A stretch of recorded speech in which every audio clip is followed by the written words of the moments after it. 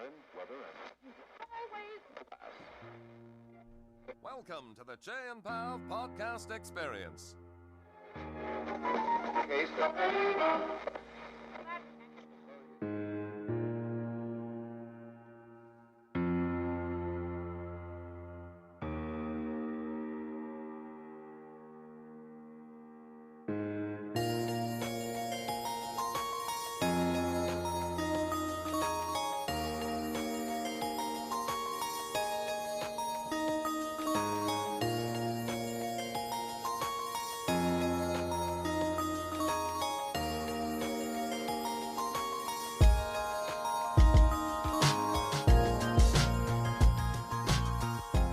You're listening to the Chey and Pav Show, Teachers Talking Teaching.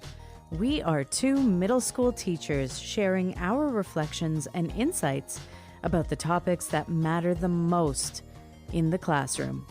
Join us in the hallway, the parking lot, or even in the staff room.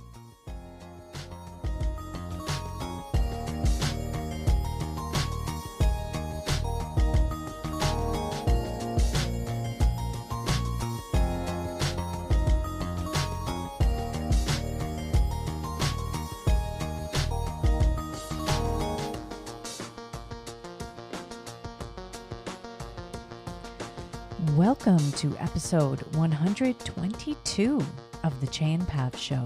Thank you for joining us as we sit around the table to talk teaching. Today we are continuing our conversation with Beth Lyons from the Read Into This podcast about our transitional journeys in education. We will be featuring the second part of a crossover episode talking about our changing roles in education this year and the challenges and successes we've been facing along the way. We're excited to dive into this dynamic conversation, but before we do, we should introduce ourselves. My name is Pav Wander. I'm 50% of the hosting team of the Chey and Pav Show. My co-host is sitting next to me, but I'll let him introduce himself. And if you're ready for a podcast, honey, we're tougher than the rest. Oh, a little Bruce. The boss. Sorry? You just gave someone else the title of the boss? I thought that was pretty sure you have a sign that says boss lady. Definitely I do. And I am Chey the Hurricane Cheney, better known as 50%, i.e. 13% of this dynamic duo that makes up the Chey and Pav Show. Teachers talking, you guessed it, teaching. And Pav, we do have this wonderful deja vu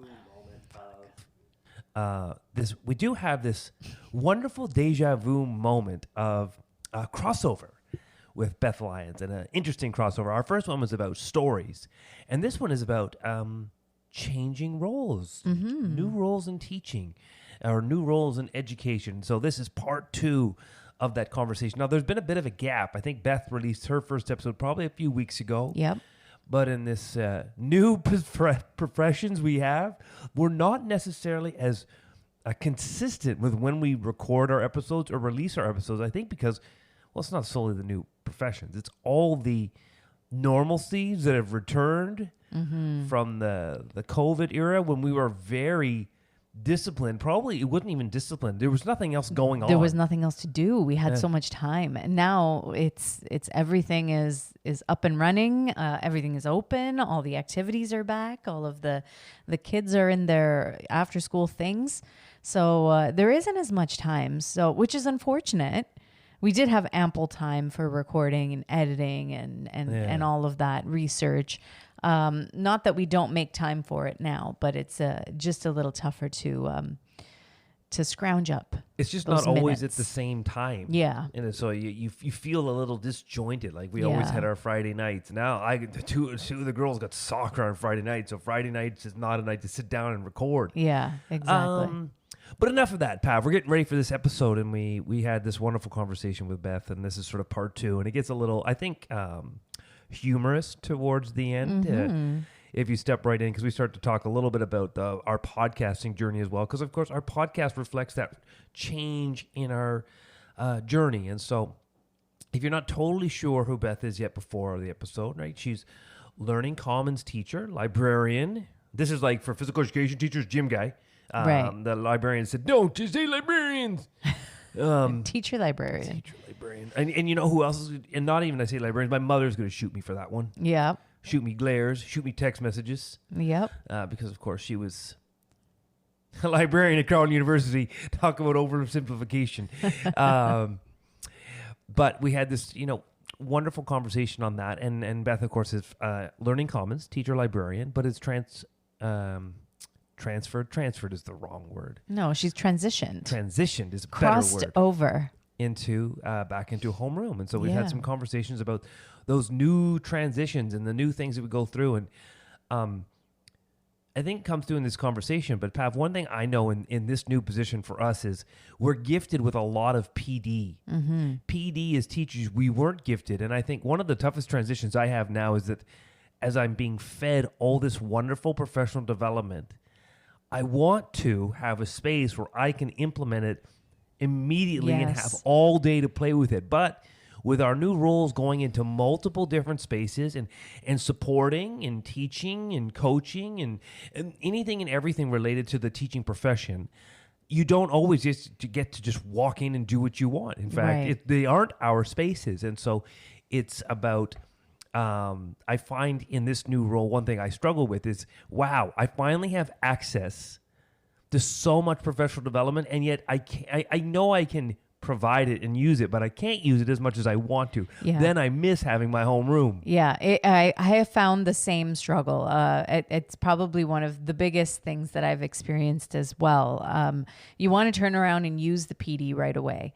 And it becomes sort of this use it or lose it situation, right? Because the more distance you put between the professional development that you just received, one, the less likelihood that you are going to apply it. And two, you start to forget some of the nuggets that you picked up along the way. And so, yes, you can take all the notes, but unless you put it into action almost immediately, some of those pieces sort of disintegrate and they fall apart, and sometimes they don't actualize.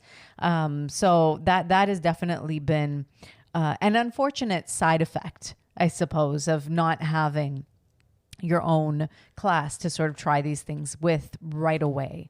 And, I have to say that in some of the spaces that I am in, I've been very fortunate that teachers do want to try these things right away. And so I have been able to implement many of the things that I have learned this year, which is a beautiful thing. But it's a little bit of a different relationship, as when it's your own class. You sort of know and recognize what's going to sit well and what may not sit so well. So that has been a little bit of a trial and error process, but it's been fun nonetheless.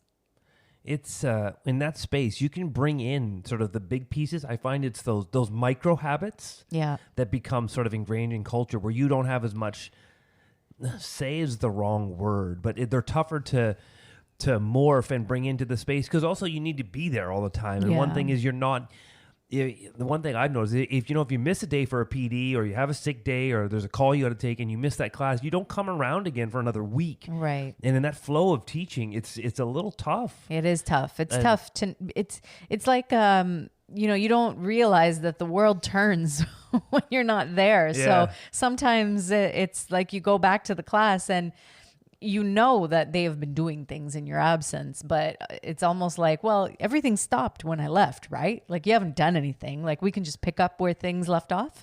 And that's definitely not the case. And so it is difficult, to kind of be like, all right, so catch me up. What did we miss? And then, all right, let's go. Let's pick up from where we are going to pick up. Pav, we've had these conversations off air that this is why we know it's so tough to get into a teacher's space when you're not there every day. Because if you're not there every day, you're not there to them. You're not there, yeah. Even if you're there every second day, there's something about that continual flow. And then on the bigger picture, when I think of our content and our messaging and sort of what we had always learned, or why we always stated that teacher position, is that teaching is a grind. It is the day-to-day. And when you're somewhat removed from teaching, you're not a teacher. I know by one definition I'm still a teacher, but by another definition I am not.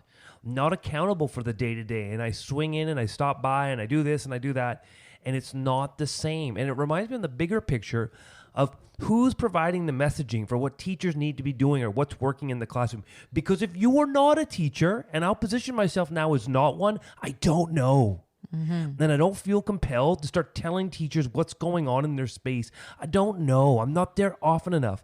And Pav, we have this wonderful episode on chat GPT lined up. I'll help you out. But we've been hesitant to do it because one thing that's annoying me in this space is the seeming desire for folks to position themselves as fast as possible as the expert, the go-to, the person I need to listen from. And I find a lot of non-teachers creating wonderful infographics for all the things that can work in class, and it hasn't been around long enough that you even know if it works in class, and yet the audacity to think that you should be telling teachers, and myself included, that this is what should be going on. I think there's a real space for exploration and play. And Pav, I'm going on a little mini rant. It is really important for non-teachers to position exactly their role in education before they start talking about what's working in classrooms, because I can make anything work for one period in a classroom, and I'm still in rooms. Then I look at people that are positioning all their content and say, you're not even in a school, you're not even in a classroom, and you have the unmitigated goal to sit there and tell people what's working in rooms you don't know. And then, and it's like, only Nixie can go to China as a teacher. This was my position. Now that I'm barely a teacher, I'm just holding on to teaching, I still feel like almost I can't even fathom to think that I would make any such bold statements about what students need and what works, and I'm still in rooms every day. Then I look in this space, Pav, you can whenever you want. You're not even looking at me. Oh my, no, because I know you'll tell me to stop. The chat, whatever it is, reminded me just how fast people position themselves and how quick we quickly absorb, because we need to absorb quick information. But I really don't want quick infographics from people that don't teach to tell me how they can be effective in the classroom, because I know you haven't done it. I know it hasn't been around long enough that you've practiced it to see the total outcome. And so I think it's better that we position ourselves that this is new, fantastic technology. We need to use it. Let's practice. Let's build some capacity together. I'm not in a room, so I can explore a little bit more, but I have no idea how it actually works in a class of 30, and I need to be clear about that. But people don't want to be clear about that part. They just want to be clear about that, how ChatGPT works. Now, if you're listening to this podcast in 1.5, you didn't hear any of that. It sounded like beep. So, as you get ready for tell me how you really feel. Sure, that's just an act. Hey, that's how teacher Mr. Cheney works. But let me ask you something. We know that the whole world of marketing works this way, right? If you are the first and the loudest, you get a certain amount of attention.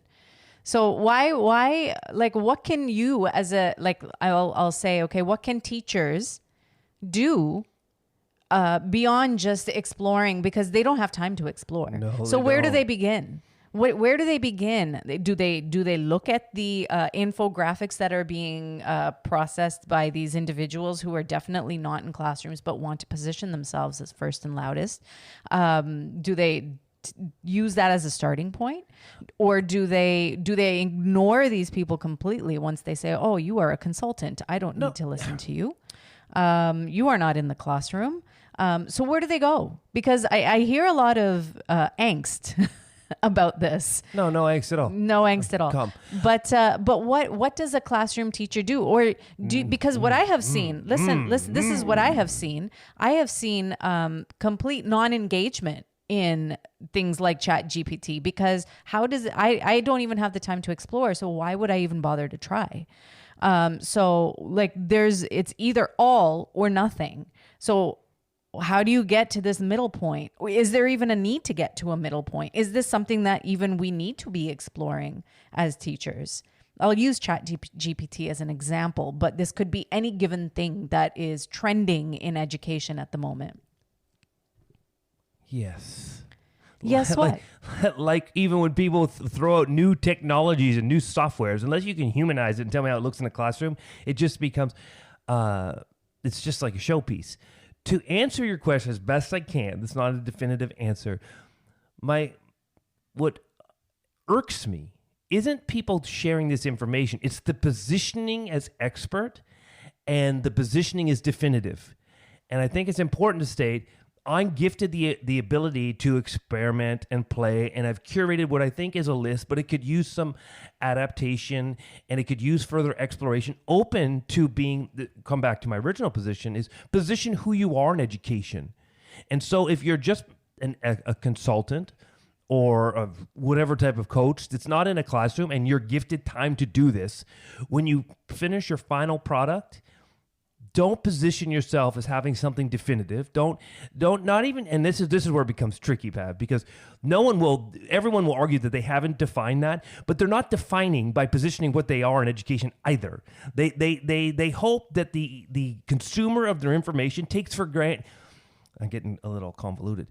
I think many people in teaching willfully mislead in how they present material because they won't state that they're not in a classroom, and they hope that you infer that because you're giving teaching advice, you must be a teacher or be in a room. And so the onus becomes on teachers to challenge folks to say, are you actually in a room? And I think a lot of people willfully choose not to be open to position themselves. Are they in classrooms? And that's sort of what irks me. Not that people are, it's not even solely consultants. Anyone creating this content is not open with who they are. I was watching one educator and they were talking about public education, but they're not in public education, and that's fine, but they're not. But all the comments, all the teachers about loving their class and loving what's going on in their space, they indicate that they love and they want to put their student in their class. But that person never comes back and articulates that they're not actually in the public school system. You can't actually get access to me unless you're willing to pay $25,000, $35,000, $40,000 a year. And to me, that's important. Because if that's your position in education, I better know what your position is in education. Finish your thought. I can't. Okay. So but here's the piece that I'm struggling with, right? And it's not necessarily a struggle. It's a thought that I have in my head. As a teacher, I don't have the time to do it. So I depend on someone to come in from outside to help me do it. That is our role. Yes. Right? We are in there to build capacity. We are there to help teachers. And we are not in the classroom all the time. We have theoretical information that we can bring in and say, let's experiment with this. Let's figure out if this works. So those that are consultants or coaches that are saying that we've got this great content, it's going to work great in your classrooms. Where's the middle ground for them? What can they do to be able to make their claims valid? Do they need to be in classrooms the way that we are to test these things out? I'm thinking of Peter Liljedahl, who is the author of Building Thinking Classrooms, and we are both in a professional development with him, and he has taken his theoretical approach and really experimented in many different classrooms. He has spent time conducting studies and seeing if this process works. Now, I actually really enjoy his approach, and I know he's not a classroom teacher. He does position this as something that works in classrooms, and he has had the privilege of testing out his theory and testing out the process of thinking classrooms and seeing what works and what doesn't work. So we're looking for more action research is what we're looking for from people who are not really in classrooms, but say that things will work. Yeah, that action research provides space for teachers to be part of the action. Mm-hmm. And it's in Peter's work that we've seen is that there's data collected, there's teacher involvement. Right. And I think that piece of, you're right, teachers don't have the time. So where are they going to get the resources from? My bigger point is when people that are providing these resources really, I don't even want to say willfully, there is a smoke screen. It's like dealing with an insurance company, which they will offer the world to me, but I have to ask them specifically, or they will not dare to tell me what is accessible to me through insurance. And I find the same in this space. People are not forthcoming with their positionality. No. And they'll answer the question if I have to ask it, but I shouldn't have to ask it. Yeah, but that's marketing. That's grumpy old man. That is how people make money. And that is, it's an unfortunate thing, But that's not just in education, as you just provided the example for. That's in every industry. So we blew it. No, what do you mean we blew it? We've been doing this for 4 years. We haven't made no money. People, we are the first to podcast, and we are the loudest. Well, one of those things are true. Wait, because we are tougher than the rest. I think we should transition back to Beth, because that's a little trailer for some of our next episodes. We got these in the bank. I know. Lots of conversation. And so let's get to this Beth conversation on these difficulties and successes with transitioning into new roles. You're listening to part 2 of crossover number 2 with Beth Lyons on the Chey and Pav Show. Get your hands up to the floor. You're listening to the Chey and Pav Show. All right, everyone, and welcome to this episode of the Chey and Pav Show. It's number something, but you probably got that before when Pav was speaking.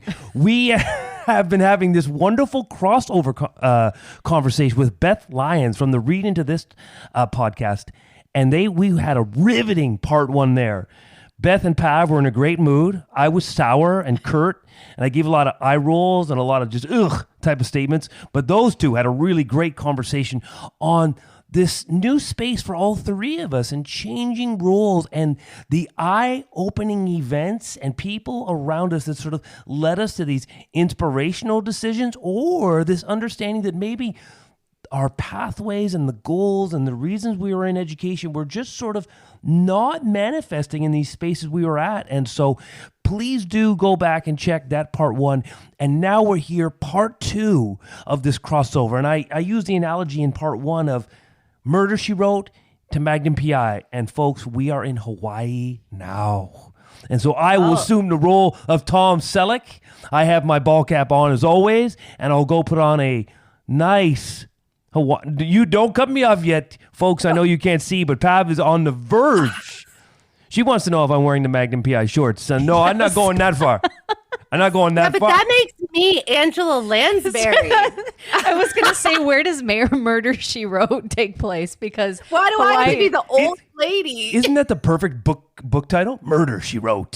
Like sorry, Beth. It's just assumed like Magnum PI. Like, be like, that's Chey. That's Chey. You know what? I'm not even in this conversation. He gets to be Tom Selleck. At least you get to be Angela Lansbury. Who am Fair I? enough, You're fair Higgins. Higgins. You're Higgins right. in the new Magnum PI. You're Higgins. Who is? I don't even know. Is it a hot woman at least? Yes. That plays yes. Higgins? Because my 3 children watch it and I'm like, you want the original? Like, no, Dad. You want the original? No, Dad. Do you want the original? No, Dad. So yes, Right. Higgins is a newly defined character in the brand new Magnum. And so we will continue to talk about reruns.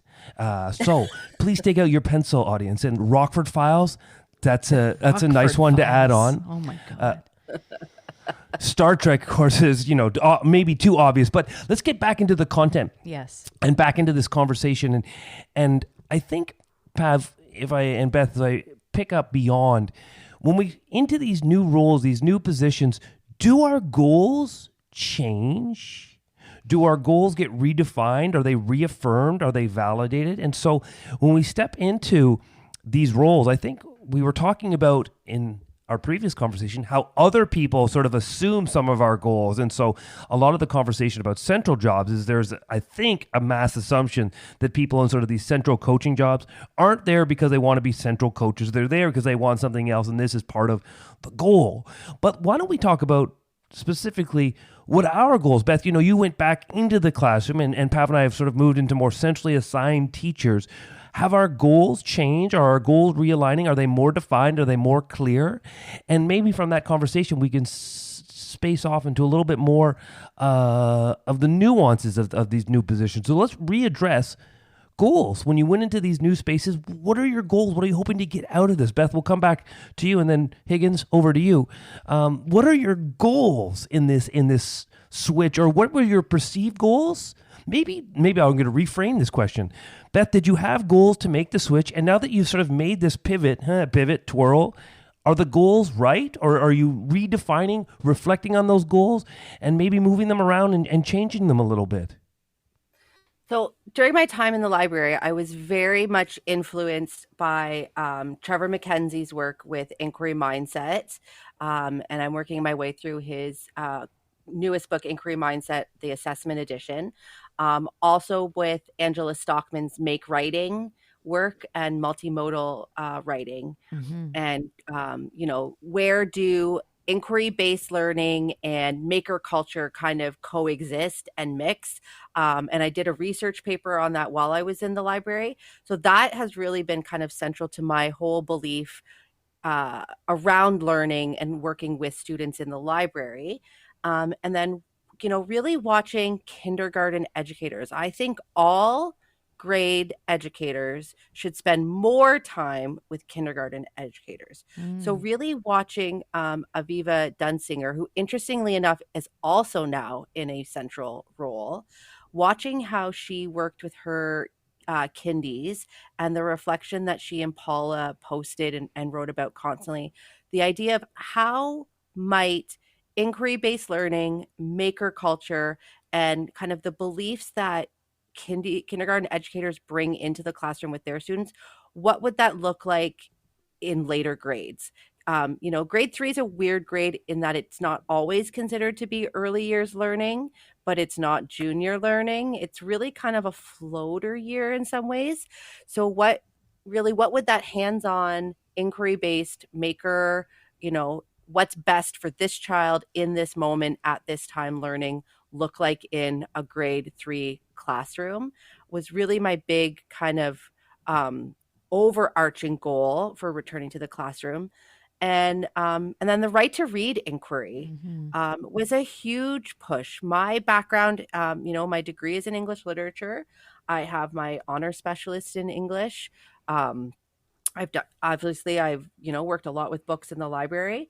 But the idea of structured literacy, phonics-based teaching, all of that was completely foreign to me. That is not how I taught.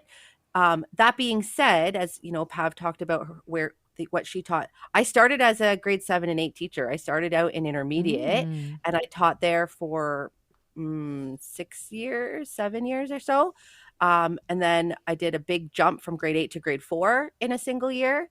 And then I did the jump to library. So I guess this is really kind of my third big pivot within my career. But I started as an intermediate teacher where I think intermediate teachers falsely believe that they don't teach children how to read because they already do know how to read. And when I think back to maybe how I structured my class and structured my lessons as an intermediate teacher 20 years ago, I think I'm around the same as you, Chey, 20 years in. I don't think it was good at all. I think if I'd had 20 years in the intermediate classroom, it would have gotten a lot better. It wasn't great. So I have spent a great deal of time reading and learning about structured literacy, the right to read inquiry, the science of reading this year, and really kind of my literacy program looks nothing like it did when I was in the grade 3 classroom 5 years ago. Is it good? No, it is not good at all this year. I think they're learning things. I know I'm learning things. Is it a routine? No. Is it a program? No. Do we do things every day? We do things every day. I that's what I can say about it. Yeah. I love that. I love kind of how you are authentically talking about your learning curve in the role this year. And, I love that I actually was just like very impressed. I was like, oh shoot, she's got like actual goals. Like I came into this role like not knowing anything, just like I don't know what to expect. I don't know what to do. Like what do I do on my first day? How do I even go into a classroom? Like I don't know. What do I need to get better at? And I think it took me a couple of weeks to realize I've been teaching literacy all wrong. I'm not going into a new role. I'm returning. Right, you're returning. So that's different. That is a layer. Yes. Right. And I'm going back to the same grade. I did start as a 3-4 teacher at the start of the year. I'd never taught a split before. Okay. So that was like, oh, this is going to be fun. Yeah. While my 4s went to French, the 3s went with them. And I taught grade 1-2 science. Okay. So for the first 6 weeks of the year, I was responsible for grade 1, 2, 3, 4 science. That was a lot. That was a lot. Now it's just grade 3. It's much better. That's good. Yeah. But I love you mentioned the literacy side of things and talking about the right to read report and phonics and structured literacy. For myself, this has become a goal. Like just like doing all of the PDs that we've been able to be in. I because you mentioned it to me, a couple of people have mentioned it to me as well. I listened to that Sold a Story podcast, and I binged it as well. I couldn't stop listening to it. I needed to listen to all of them. The dates of that podcast exactly line up for my teacher training. Like it was mind boggling to think like, oh yeah, that's when I was in teachers college and that's when I started teaching. And Yeah, I know. It was nuts to listen to that and going, I've been doing this all wrong. I have been doing this all wrong. And that focus of phonics and structured literacy, that has become my middle school goal. That has become my goal for this year. I need to know how I have not been teaching reading over the past 15 years. 15 years I've been teaching middle school and probably not teaching kids how to read. And because of that, exactly that, I assumed that they already knew how. And if they didn't, or if they tripped up on words, it was like, oh, I guess you'll get it at some point, right? So let's go into the comprehension. Let's go into the inferencing and making connections and all of that stuff, because the decoding will come. If you don't have it yet, you'll get it eventually. And so I'm just thinking back with a lot of guilt on all of those opportunities where I had, to do something different, and I didn't. And so this has become my goal for this year is I need to know how to bring that kind of instruction, the science of reading, into the middle school classroom. And I am just soaking it all up. Like we have effective reading strategies PD tomorrow.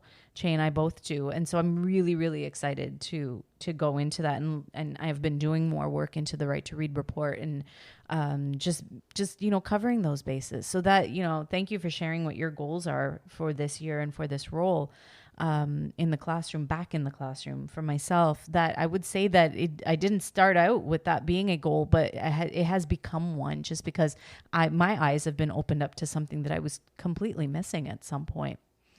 Chey, what about you? What are your goals? So while you were binging on that podcast, I was just wasting my time binging on Magnum PI season 7 and 8 over and over again. Like, really, was it a dream or not? But if you don't know that reference, then you haven't watched season 7 and 8. No. But many good things there. Yes. And Beth, when you talked about have to go into a kindergarten room, I must say I've never really spent, and I haven't spent time in the kindergarten room. But, and as Tony Kornheiser would say, there's always a but. I've always been, certain things in my teaching career I've done wrong. And I said, oh. And other things I said, you were pretty smart back then, young man. And one of the things I embraced early on as a teacher was going into primary rooms to see how they were structuring their lessons and their ideas and the classroom flow, and said, how can I adapt this to a middle school space? Is that something you actually did? Yeah. Oh. Don't you act surprised. You make it look like I'm lying. No, and I wish I could have, but I taught at a middle school. We only had 6, 7, and 8. I see. Yeah, so you didn't even have that frame of reference in the building, which now looking back, like maybe a K to 8 makes more sense. Mm-hmm. I didn't know that about you. I didn't know that you based some of your classroom structure on primary classrooms. Yeah. Like what? I'm so curious. Well, one, even the simple one I talk about all the time is the Read-Aloud, because a primary class was almost always starting with a story. And so I grabbed the Read-Aloud, which I wouldn't have started when I taught my first year in grade 6, I didn't even think about it, but I moved on. And then the Read-Aloud became my access point to vocabulary, and it became my access point. So when you talked about, I was not only teaching, right? Connections and stuff do foster, and this comes into the bigger reading argument where we've had this diet. It's tough. And the whole science of reading is so convoluted. It's tough to know. And then you start to wonder, are my argument points so centralized that kids are all reading and we're trying to create these maximizing every learning moment? But if students are still learning and growing, they're still learning and growing. A lot of these arguments about what's the best way. But and I've brought this into a sports analogy a few times. My baseball swing is not technically the best swing, but I can still work on it, and I still hit the ball pretty effectively. But when I spend a lot of my time trying to perfect my swing, I actually lose a little bit of the fluidity of my swing. And so when we talk about reading, students it's an individual journey with reading. And so you do have to be mindful and see and watch and know where you can press and give an activity, give an idea, have a conversation to propel that reading. But how many students, and I don't know, are truly unable to grasp any reading? And so the whole reading argument is like, it reminds me, it's a sponge. There's so much information you immediately don't feel you're doing enough because there's so much information out there that there's so many things you aren't doing. Because you're also doing things. It's not that you're not doing things, because you're doing other things. And you're watching your class, and you're seeing growth, and you're seeing great conversation on your books. And so you're sort of thinking, I would love to, spend a little bit more time on word analysis. But overall, I'm doing a whole bunch of great reading stuff, and I see overall collective growth. You can almost lock yourself into an inability to keep going because you start to just distrust everything you're doing. And so it does get really complex. And so in venturing back, I looked at a lot of primary classes, and so I give the Read-Aloud as one example. And then I also was tapped in. I studied Kylene Beers. I got my reading specialist very early on in my teaching. And so I was using some of those tools, but they talked about a lot of the tools that you thought weren't valuable. But if you're doing during... No, I never said that they were not valuable. I felt like I was missing some key aspects of my literacy program that maybe I should have paid a little bit more attention to. Like obviously making connections and inferencing and all of that. Yeah. I think a big part of the problem in education is we are constantly throwing the baby out with the bathwater. Yes, exactly. The pendulum is constantly swinging. Like, okay, now we're only going to do this, and now we're only going to do that. When really we need to, as you're saying, Chey, and I think as part of the kindergarten belief is what's best for this student in this moment right now. Like, are they able to work on connections or inferring? Or is this student really still with decoding? Like all of that is part of the sphere, and it's just, I don't think we can throw away the last 20, 15 years of our experience and say we never did anything right. Right. Because I think that is a big part of the problem in education. We're like, nope, now we're back to basics or whatever they call it in math. And, now it's problem-based learning in math and et cetera. We need to stop throwing everything out and changing it over to the new. Stop and thinking who's benefiting by making us convinced that what they have to offer is something that's totally new and we've blown it. It becomes convoluted. And I don't even want to talk with such a cynical tone, but I extend. And I think, Pav, what you were talking about, Beth, what you were talking about, when I want to make a connection to goals, and I'm going to actually, Pav, give you one. I don't think it was your goal, but I think from an outside observer, and knowing sort of our two teaching experiences, that you didn't seek this role for validation or appreciation, but I think this role for you has given you a little bit of appreciation for your skill set and a little bit of validation for the greatness you bring to education when you probably weren't seeing it and other teachers aren't seeing it and getting it in their spaces. And I think this is why our journey is a little different, is that in the school I was in, I was, and we've talked about this many a time, fully supported for all the work I was doing and validated for the work I was doing. And maybe now, as that, it's not that the goal's different, is that the position lands on me a little bit different. Maybe it's my own struggle with this job, is that sort of, I don't even want to make it about validation, but I'm going to circle back for a second. I see from afar that this position and the work you're being gifted and the way people interact with the work you're sharing and your podcasting experience and how schools gravitate to you and even your indirect schools reach out and they want to connect with you, sort of on just an interpersonal level, is a real good I see it as a good validation for your work, when in years past, the good work you were doing wasn't receiving quite the praise it deserved. And I see this role doing that for you. Maybe you don't feel it, maybe you don't see it, but as an outside observer, like if I bought popcorn and I'm watching from the 100 level right by first base, like it's a good view. That's what I see. For me, I think about my goals. My goals are shifting, because at some point I thought, maybe I wanted to be one of those 3 or 5 year term coaches. But as I absorb all this great PD that's being funneled my way, the desire then is to immediately say, now I want to bring this back to a classroom. Now I want my own room because now I've got 5 or 6 doing different tools. I've been given all kinds of time to practice and explore this. And as a teacher, I would dabble into a few spaces and I would push my own PD a little bit.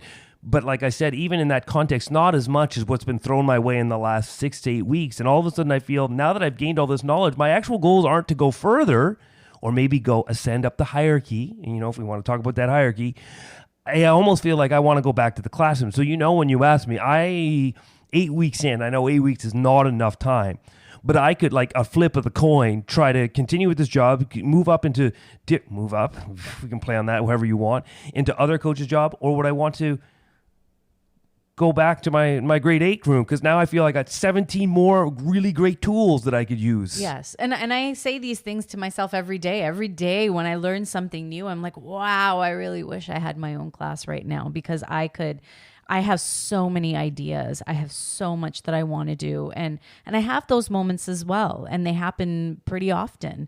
But I still feel like there's more room for growth. And I will say, that it is too soon for you to be making that assessment. I know that there are definitely days when I feel like I just wish that I had the sort of comfort of your own space and, the same students that you see every single day and you know what to expect and it's not a surprise. I go into schools every day with a little bit of anxiety because you just don't know what you're going to expect. I've missed a couple of days. I haven't been there consistently. And so, you go in and you're just like, I don't know what today's going to be like. And so I definitely miss that part of things.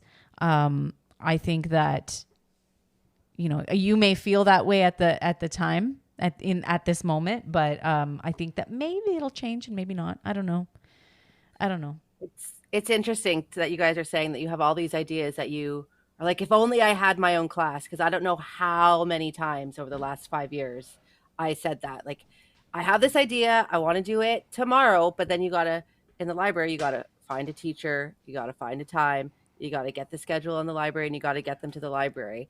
Whereas now, if I have something tonight that I want to do tomorrow, we just clear the plan, and we're going to do that tomorrow. But on the opposite side of that coin, I guess if you want to look at it, my first year in the library, I had a very close co-planning, co-teaching relationship with a grade 4 teacher. She was the one that I built in grade 4. And she looped with her class to grade 5. So not only did she and I have that ongoing co-planning, co-teaching, co-assessing relationship, but her students worked with both of us throughout grade 4 and then worked again with both of us throughout grade 5.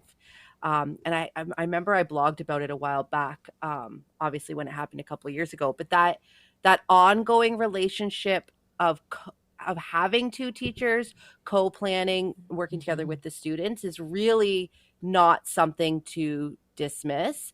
And I know you guys really can't say, I'm definitely going to be in this role next year because of how it all plays out and it's out of your hands. But coming from 5 years in a central role, I would say, if possible, give it more than 8 weeks, and give it more than a year. Yes. Try for at least 2, because if you can stay with those same schools, same teachers, and even those same kids, whether they're with the same educators or not, if they move from grade 6 to grade 7, they're going to remember the stuff they did with you. Mm-hmm. And that relationship also is going to grow. That's right. And sometimes that's really where the magic happens, I think, when we not only have the time within a grade, but when we have the time with relationships. Yeah. Like looping with classes. Sometimes I think we don't do that enough in school. It's really, take a whole class and move together with them. There was a middle school here in Peel that for a number of years, their grade 6 teacher moved with them 6, 7, 8, and then cycled back through. Everybody had the same, and there are pros and cons to it. There are some things that probably don't work out well, but it's an interesting thing to think about how relationships loop. Yeah. Well. And I think that dynamic is definitely something to explore a little bit further as well. The looping. I definitely would love, as challenging as it has been getting my foot into the door in some spaces. I would love to stay there for another year just to monitor that growth and how those relationships change and work on that co-planning, co-facilitating aspect of things, because I finally feel like we're doing it, and I finally feel like we're excited to do it and try new things. I have ideas that I have brought in. I've had the privilege to bring in and be able to say, I just learned about this. Do you want to give it a go? Do you want to try it? And teachers are now opening up to, okay, yeah, sure. Let's give it a go. Let's plan something. Let's try it out. Let's see where it takes us. And then monitoring that growth to see, hey, if we're really looking at this as a way to see if change can happen in the classroom, if maybe this can reach more students, or we can pull up some scores where we didn't feel like it was even going to be possible for that to happen. Why not try some different things? Why not mix things up a little bit? I'm here for the year. So why not take advantage of the fact that you have me at your disposal, and we can do whatever it is that we want to try. And I'm happy to see that sort of that mindset starting to change and shift, and people are opening up to some different ideas where, they thought they had this program set for the year and this is what they were going to do. And now they're rethinking things. And to me, I already feel like that's a win. And so that has been very validating, and that has felt really good to have people say, yes, I'm willing to try something new out, so that maybe it can support some students that we didn't feel like we were going to be able to reach. And whether that's, something like just as simple as having the joy to come to school every single day. I mean, that's a big thing. And so I feel really good about that. And I'm glad that that's something that we're going to try out and not dismiss. The big wins.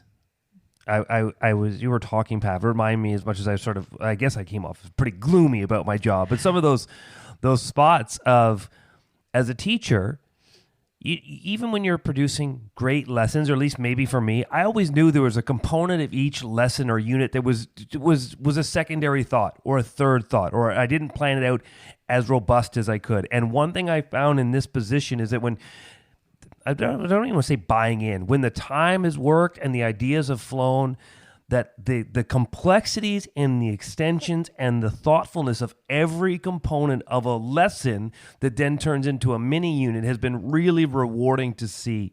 And so when I've been sort of sharing with admin what's been going on to sort of document that I'm really doing stuff. But one of the things that's been really great has been to say, here's sort of our unit, but we have every imaginable extension that can go with. We have that reflection piece. You have that really authentic assessment piece. You've thought about assessment at every component. You've got extensions with vocabulary. You have sort of tech extensions. You have a book creator extension. You have a podcast reflect at the end of an activity. You're bringing in components of lessons where teachers you have a Jamboard, you have an Adobe, you're analyzing a book cover, you're making sure you're aware that as much as you're analyzing a dystopian future, you have enough resources and capacity to bring in an Indigenous version of a dystopian future, an LGBTQ book cover, where maybe in the rush of trying to just create a book cover activity, I wouldn't have had all these components. And so one of those wins has been when this coach's position actually weaves wonderfully with the classroom teacher. You can see the benefits. And I extend it a little further. You could probably go on Teacher Paid Teacher, or you could use some curated website that would provide all these components for you. But as I've always argued, part of that relationship building is through content. And as a teacher, there's something different about the content when you have created it, when you've built it with your own hands, like loose parts, to make a kindergarten connection. If I have built that lesson collectively together, there's so much more ownership. And I think students resonate with that relationship building. It's not that I found a great lesson that I'll teach you. It's that I've built a great lesson that I'm really excited to work with you.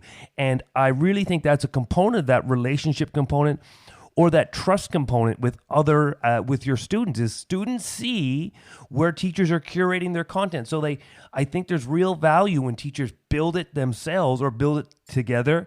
And I think some of the wins I've seen is the complexities of building a few really great units that I'd love to go back to my own classroom and do. But I said, as a homeroom teacher, I would have had little bits, little components of these, but nothing is so thorough as to say, They're like, not a perfect lesson. It's not a mastered lesson, but it's pretty good. Yeah, I definitely can agree with that. I've really been able to develop some lessons with teachers that I was like, oh, I really wish I could use this in my space. Maybe one day in the future. We'll save everything. It's where you get really good at Google folders.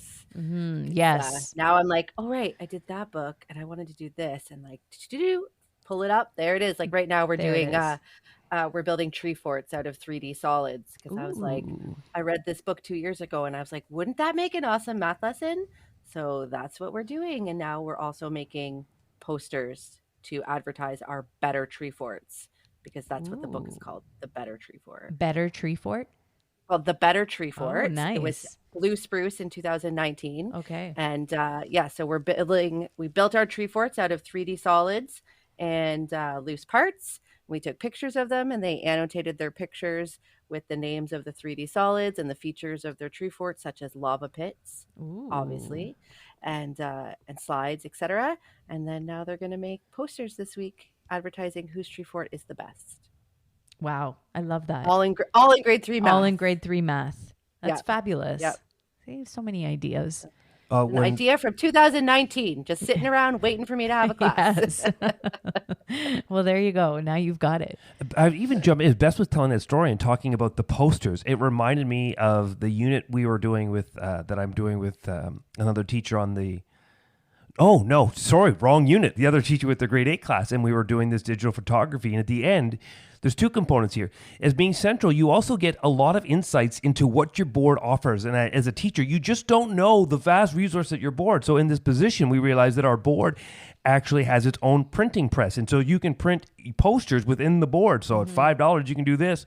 And so when you were talking about that poster competition, one of the extension activities of the digital photography on youth homelessness in Toronto art exhibit we're participating in was it was digital art, but they didn't want it physically. But then I realized through this new position, I knew where I could access how I could get this printed via the board really cheaply. And as a teacher, I would have still done the activity digitally, but I wouldn't have had that extension piece where now we can print these off. Now you can put them in the school. And it was just a little bit of, we were talking about the PD that we're gifted, but we start to understand the vastness of the system and how much our boards do have to offer. And then it reminds me as a teacher, how little time you have to pick up on these slight nuances. And so the idea of being able to print off these posters is like, this is going to light up a kid's eyes, where as a teacher a year ago, I would have maybe gone out of my own way to try to print off smaller ones at Costco or something on my own dime.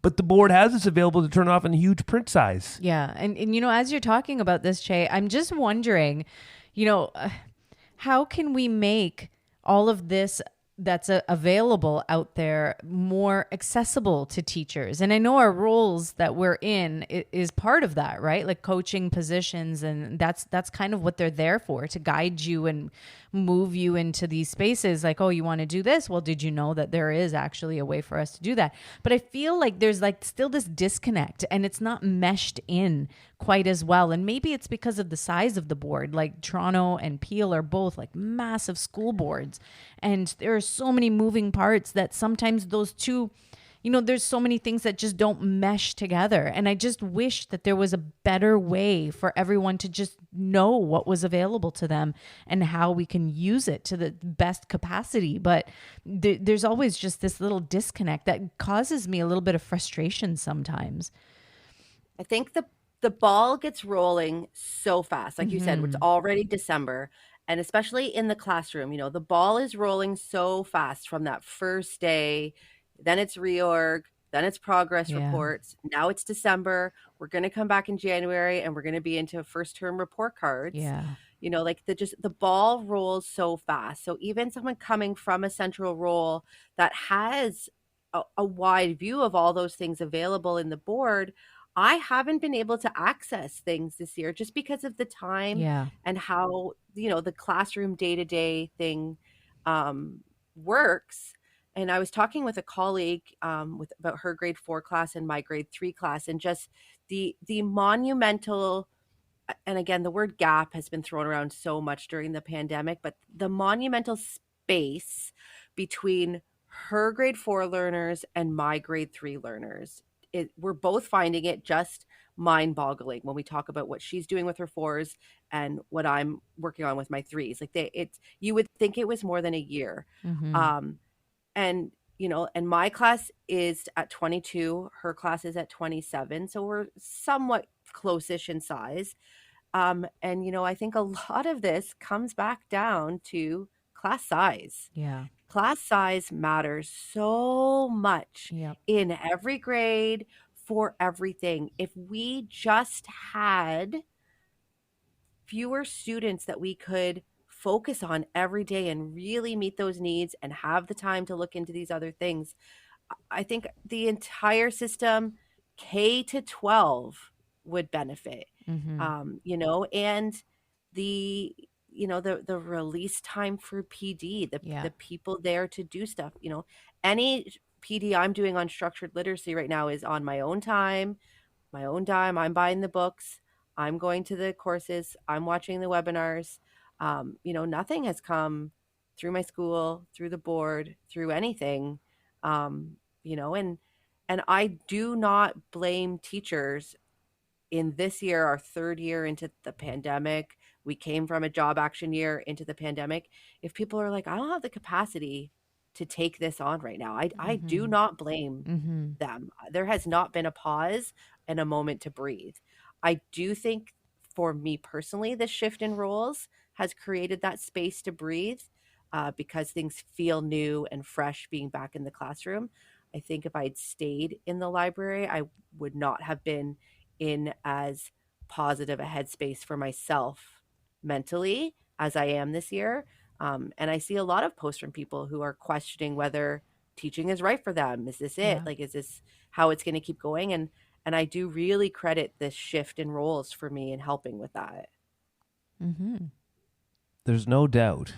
Just systemically, we shoulder a lot of the burden on individuals, and we want our individuals to be invested and want to take on some of their own learning, but we give the system a pass so often when we rely on or are expecting, or we know the functionality of our kids' success is based on student or teachers' own commitment to do these things, and sort of, not to get political, but everything's political. I mean, the whole... Even think of Mr. Lecce, although, as an old Pizza Hut manager used to say, when people do bad things, we don't call them Mr. It's like, as I remember... Or honorable. Or honorable, right. You get kids on time and extracurriculars. One, any good pedagogy would tell you time is not the first thing you should be quoting when you talk about supporting students' growth. You come in 10 minutes late, I can still help you. Getting there on time ain't a factor. And then just extracurricular, like the immediacy of thinking teachers will just absorb all this extra time. When, Beth, you talk about this, there's so much going on in teaching and so much being filtered down on teachers. To expect them to still be able to maintain that is quite presumptuous. Right. And I think it comes down to, what is our system getting a pass on? And not that our system is willfully trying to pass on its responsibilities, but when we talk about gap, there's a real gap between what boards are able to funnel to teachers in order for them to do their job as best they can. When you talk about class size or access to PD, the knowledge of what's available in their resource within their board to support. This is the greatest gap of all, is that disconnect in how we connect our teachers with our boards and our systems, and how we both sort of take on a little bit of the burden of growing and getting better, but so many things just taken for granted in regards to those things I've said. So I'll repeat myself, but no, this is a podcast, so you can just rewind 35 seconds. Yes. Go. There's that little arrow. Beth, you guys have some final thoughts? Or you want me to wrap this episode up and sort of take it to the stretch run? Well, yes, we can wrap up. I'm glad to do so, but I would love to know what everybody is reading right now. No, you can't go there because that's in my notes to end this episode. Oh, sorry. You've stolen it, but this is great. And Higgins becomes Magnum PI. You stole my line stealing Beth's routine. That was brilliant. I love it. Sorry. Okay, then I won't. I have nothing to add. So I think I'm good. I know we talked a little bit about kind of just where podcasting is fitting in terms of time management for ourselves. I am mostly looking at it in terms of, what do I want to learn and who do I want to talk to right now, and and using it really for my own personal PD and who I'm reaching out to chat with. So yeah, that's where podcasting's fitting in right now. And one episode a month anymore, you're welcome, friends. That's right. Exactly. And Chey's smiling because he's got something to connect As to. Beth was telling that story, I reminded of the endless emails. Oh, you may not know so-and-so. I think they'd be a great guest for your audience. Red flag, huge red flag. One, you don't ever listen to our content, or else you know we don't need your email to direct us towards guests. This is our space to reflect, and part of reflection is knowing who can we bring in to talk to that's going to better our capacity. And yes, there are valuable people that we know we want to reach to because we don't record enough and we don't do enough interviews to talk with everyone we want to talk to. But if you feel that you know someone that's never interacted with our content before, never shared our content before, never interacted with us before, no. I don't need you or them on our show. I get really annoyed when I see those emails because they're like endless and relentless. I won't open them. I always hope you're going to open them first. Yeah, I know. I do open them because it's just caused me so much angst. No, it's always because I think that maybe we may know this person. And we've been caught in that before. And so, yeah, I read it for the laugh, but then it's like it goes away. But then they reach back out. We do not have that problem at Read Into This. People are not suggesting any people to be on Read Into This. It is all me finding people.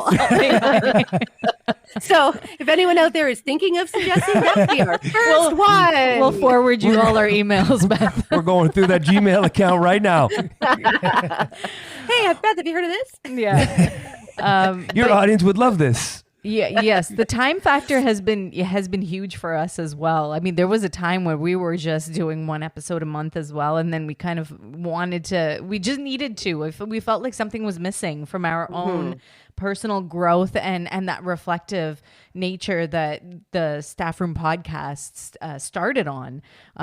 This was the reason that we were connecting, and so it was just. We wanted to get back to that, the roots of that, and being able to talk about things that we're experiencing in the classroom and bringing it into the podcasting space. So how does it fit? For me, it's still a piece that I feel like I need. And so we try to do the bi-weekly episodes as much as we can. And we, like you, Beth, we try and talk to the people that we want to talk to and the ones that we feel like we can grow from, the conversations, ones that we've already had great conversations with. And we want to be able to continue that and make it a little bit more intentional for our learning, because perhaps others will learn from that as well, just like we have. So we're trying to continue it as often as we can. And yeah, Well, I appreciate that I made the cut. Oh, you always make the cut. We have been putting this off for way too long. We feel like we needed to do this earlier, but I'm glad that we finally were able to. And hopefully we do an annual Read Into This crossover episode, because it's always a lot of fun and we have a great time. Maybe one day it'll happen in your beautiful sunroom. Or Hawaii. Yes. Or Hawaii. Or Hawaii. With shorts. Or wherever Murder, She Wrote was filmed. Yeah, that's right. In the courtroom. I don't know. I didn't watch that show. Only when Magnum was on it.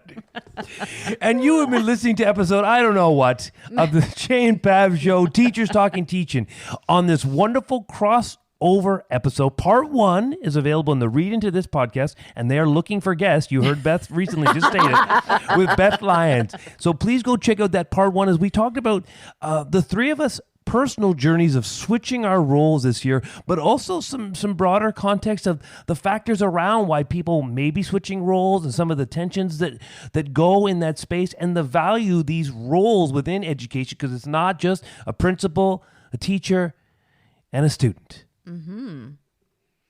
Yes. Were you going to ask another question? No, that was my look over to you for you to take a beautiful segue and to wrap this up. So you want me to ask about what everybody's reading? Yes, you've already taken this. We've already established it. All right. I felt bad for taking that from you. No, you didn't. No, you didn't. Do not even pretend that you felt bad. All right, Beth, what are you reading right now? So I currently have actually 4 books on the go. So I will share 2. One I'm reading is called Read Dangerously, The Subversive Power of Literature in Troubled Times by Azer Nafasi, I believe is how you say it. It turns out it's like the fourth book in kind of an ongoing series, but it also stands alone. It's amazing. I'm loving it.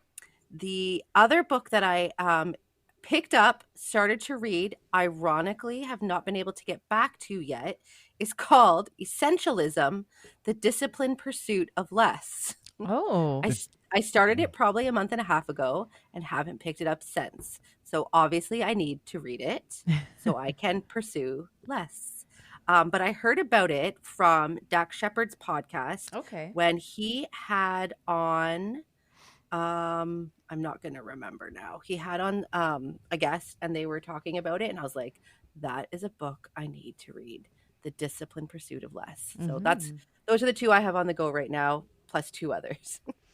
I don't know how you do it. Read like multiple books at the same time. I have a hard time concentrating just on one. And I'm a really slow reader, and for me to actually absorb things that I'm reading, I require a lot of note taking while I'm reading. And so I can only put my mind into one. So I'm always just in awe when you're reading multiple things at the same time. One of my books is an audiobook. It's always an audiobook. So I have a fictional audiobook. It's actually called The Librarian Spy. It's set in World War II.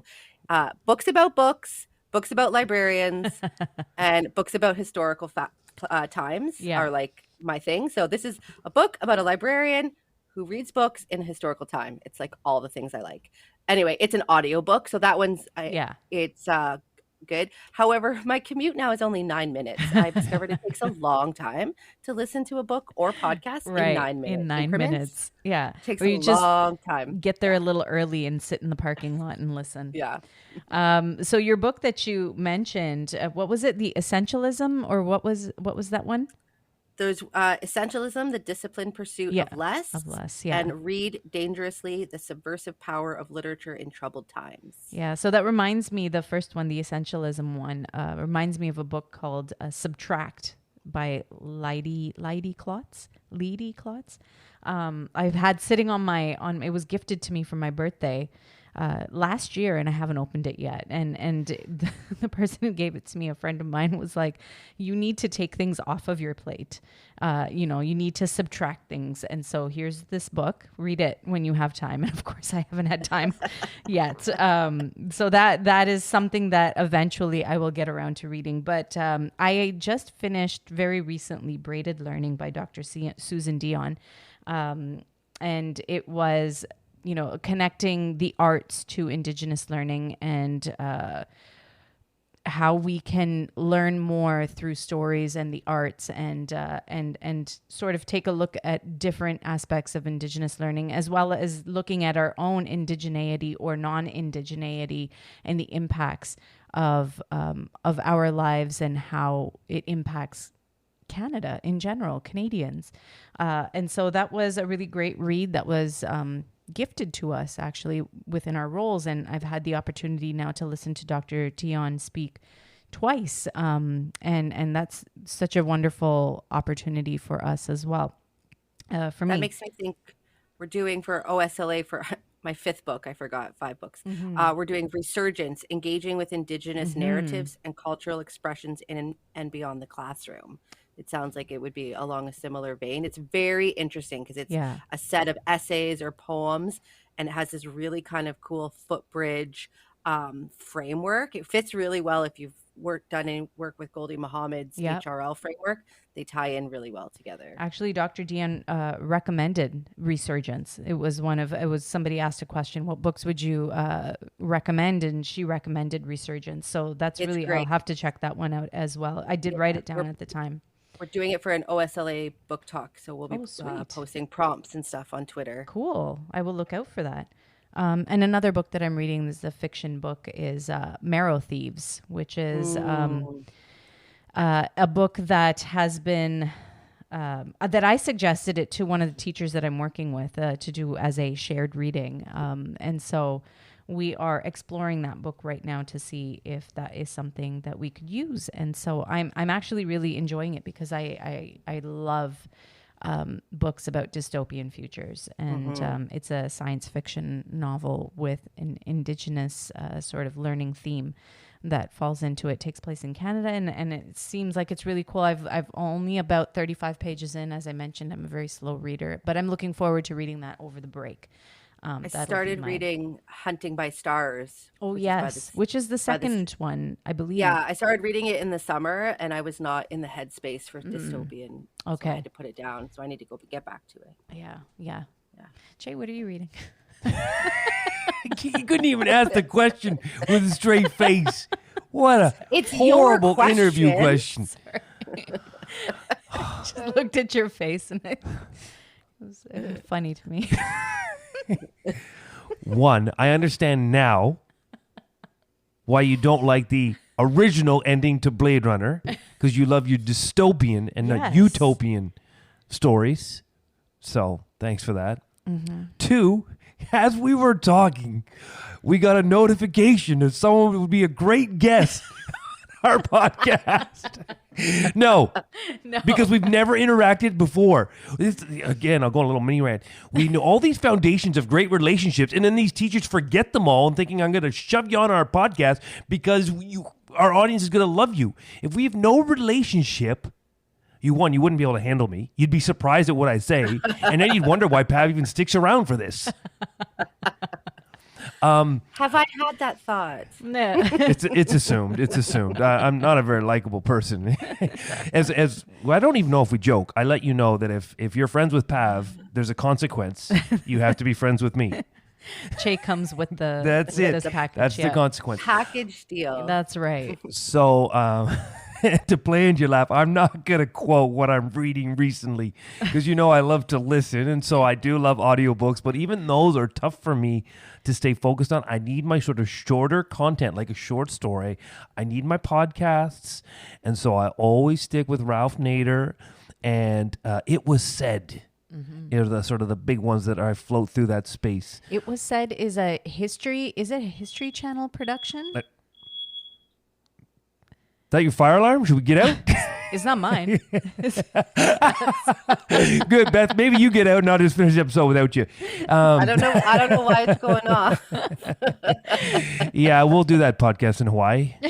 I was going to say, yes, I believe it's a History Channel production, but it's great insights into sort of these famous speeches and all the context around them, etc. And they tend to be very informative. So I enjoy those listens. That would say are routine.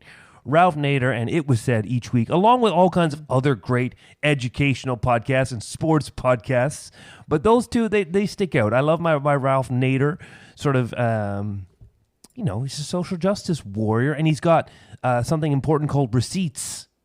He's done work, and he's a smart intellectual, and he brings insights into things I never would have thought of or pondered. And I think one of the greatest learnings there is the indiscriminate injustice to which society constantly gives a pass on. I think has been the greatest eye opener of Ralph Nader content, is just being aware of sort of these systemic inequalities and the fraudulent systems that constantly get a pass in society because it's tough to emotionally connect with, and it's tough to personalize. And if we can't personalize or sort of humanize the indiscretion, we give passes. So I think that's been my greatest learning with Ralph Nader. Perfect. Yeah, absolutely. Thanks for sharing that, Chey. The podcasts are extremely valuable as well, and I don't think we should dismiss that listening or even make it less valuable than reading books, because, as much as I joke, and I looked at you and laughed when I said, what are you reading? But don't backpedal now. Don't backpedal. Don't try to loop out of this now. As podcast creators, we should probably not discredit podcasts. No. And absolutely. we don't, because we listen to some really great ones. Yeah. And, I listened to the Ralph Nader and It Was Said with you as well. But there are some really great podcasts that we've been able to listen to lately and have great conversation around. Like Street Data has been a really great one that I've been listening to. Another book I need to read. Yeah, and I haven't read the book, and I don't have a copy of the book, and I'd like to read it. But even listening to the podcast has been really, really great, very eye-opening, and great conversations. My Spotify Wrap said I listened to 3,700 minutes of podcasts last year. Wow. So that's a lot. That is a lot. That is a lot of time. That's going to be tomorrow's math question. Who knows what else I could have learned Yes. in that time? Whole language, maybe. Yeah. Well, thanks for this, guys. This was great. Another successful crossover. Exactly. Thank you so much, Beth. And thank you so much, Chey. For... Yes, thank you, Chey. Are you feeling better now? I love it when a plan comes together. More 80s references. Yes. Perfect. Yes. Thank you so much. And looking forward to listening back to these 2 episodes because it was great conversation. And it's not often that we can sit for 2 hours and chat. Yeah, but I'm really nice. glad that we were able to do that today. So, and thank you for everyone for listening. Remember to check part 1. Otherwise, this half is going to sound a little disjointed. Don't worry. They're used to that with me. They're like, right in flow. Perfect. Beth, been a pleasure. Thank you so much for this collaboration. And for everyone that listened, if you know someone that wants to run our podcast, please direct them our way. No, direct them to Beth. All right. Good night, everyone.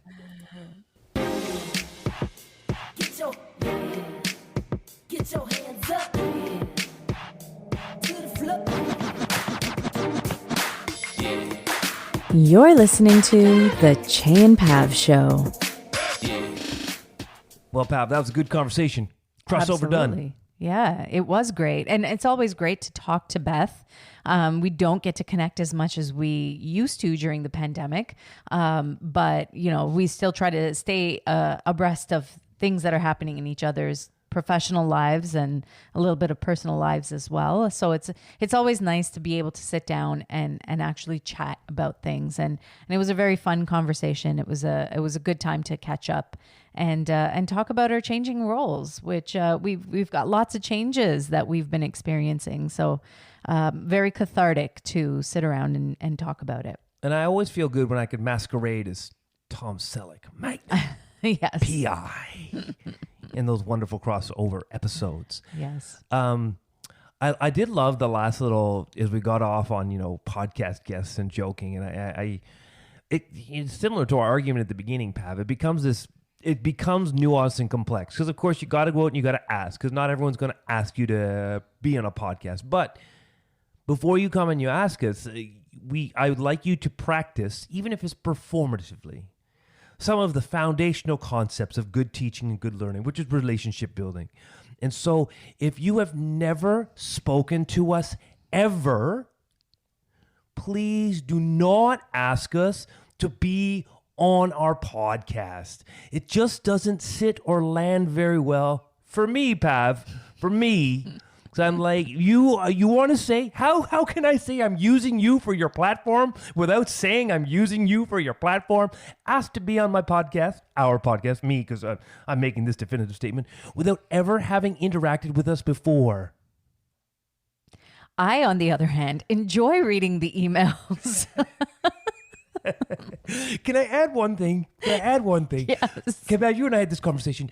People pay people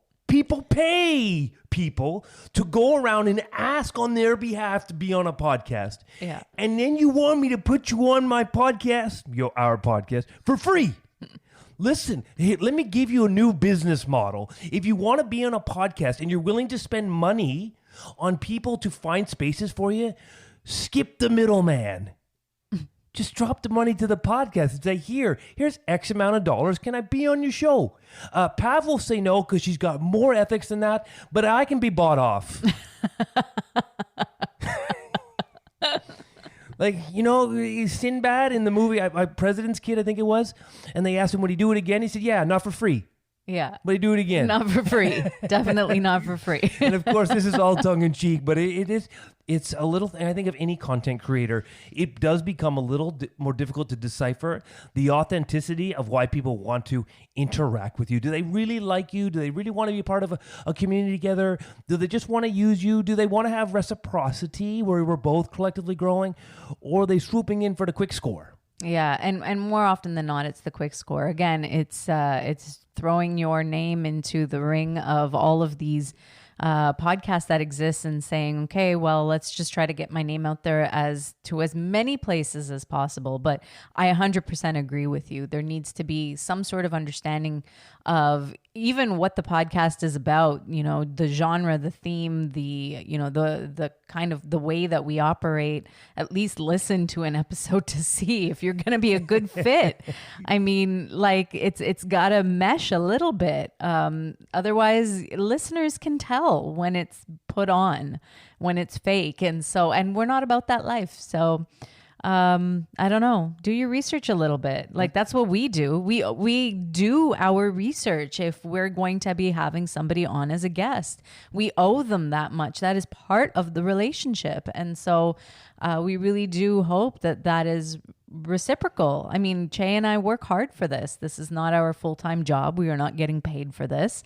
And, this is the time that we take for our own learning and to push our learning out to people who we think are going to appreciate it.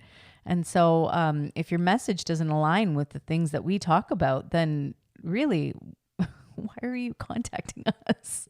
I loved it, Pav. That's great. You're almost going to go into a chant. I was almost, I guess, a pant. Oh. I don't like that. Let's not use that. Well, you do pant a lot when you're at the gym. Yes. That's cool because you work hard. You work to max. Yes, indeed. All right, folks. Thanks for joining us on this lighthearted, rant-filled episode in this wonderful crossover with Beth Lyons. Mm-hmm. And what's our swag bag? Reciprocity. Mm-hmm. Relationships. Make them real. Make them meaningful. Make them authentic. I think number 2, Pav, is really be open about your positionality. If you're an educator, what specifically are you doing in education? Because that's important. And I think, Pav, one of the things we talked about is that it's not that being a consultant or a coach isn't valuable, but its value is in being really articulate that I'm a coach.